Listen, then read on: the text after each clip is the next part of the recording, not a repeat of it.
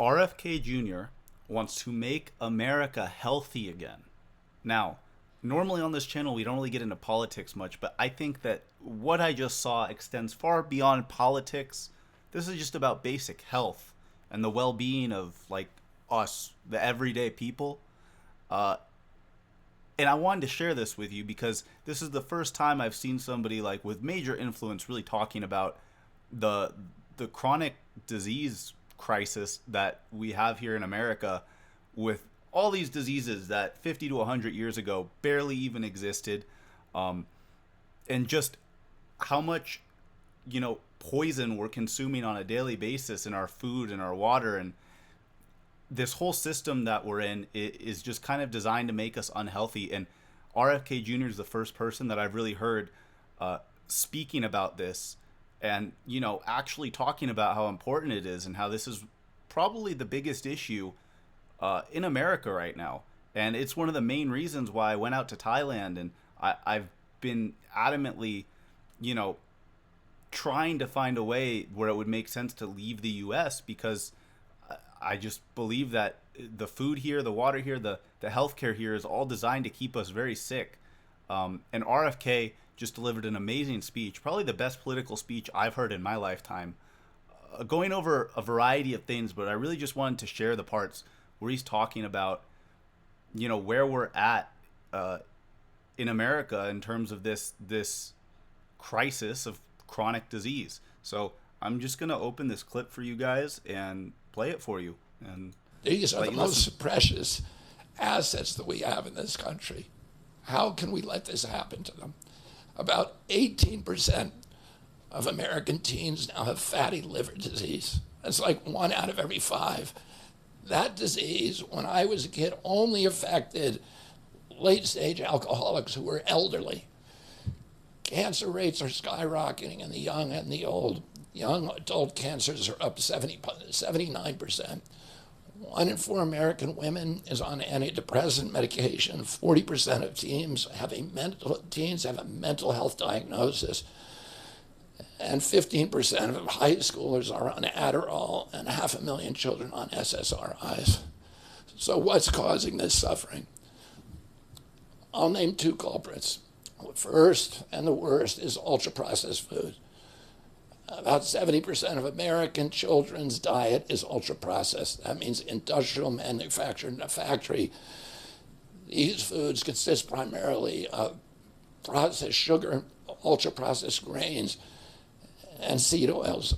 Laboratory scientists many of them formerly worked for the cigarette industry, which purchased all the big food companies in the 1970s and 80s, deployed thousands of scientists to figure out new chemicals to make the food more addictive.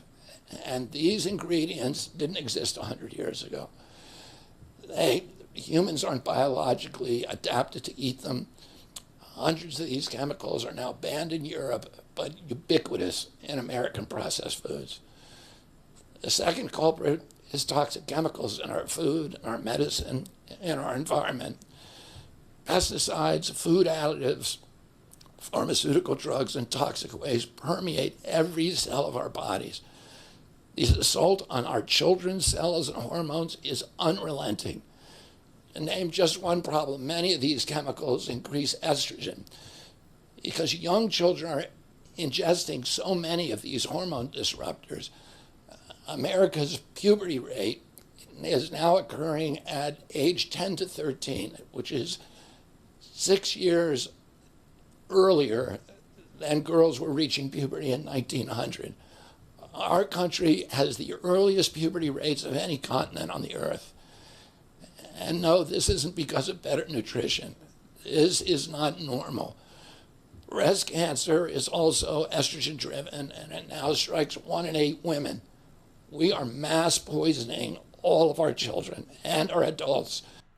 So there you go. There's the first clip. I got one more clip for you, but we'll read a couple tweets really quick. This guy commented on it saying RFK Jr. is talking about seed oils, microplastics, xenoestrogens, and highly processed food based. And then, we'll play this clip for you as well really quick. agencies, the FDA, USDA, and CDC, all of them are controlled by giant for-profit corporations. 75% of the FDA's funding doesn't come from taxpayer, it comes from pharma. And pharma executives and consultants and lobbyists cycle in and out of these agencies with President Trump's backing. I'm going to change that. We're going to staff these agencies with honest scientists and doctors who are free from industry funding. We're going to make sure the decisions of consumers, doctors, and patients are informed by unbiased science. A sick child is the best thing for the pharmaceutical industry. When American children or adults get sick with a chronic condition, they're put on medication for their entire life. Imagine what will happen when Medicare starts paying for Ozempic, which costs $1,500 a month, and it's being recommended for children as young as 6, all for a condition, obesity, that is completely preventable and barely even existed 100 years ago. So there you go. Last tweet here. RFK is delivering one of the greatest speeches in the modern era. Like I said, probably one of the best, if not the best, political speech I've ever heard. And like I said at the start of the video, don't like to get political on this channel, so to say, but I watched RFK talking about all this, and it really just fired me up because I really do think that this is super important.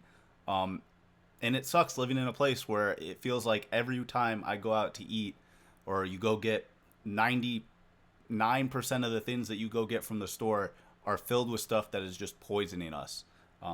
So it was awesome to see RFK Jr. talking about this, and hopefully, there can actually be some change that comes along, and it can be for the better, and we can make people in this country healthy again.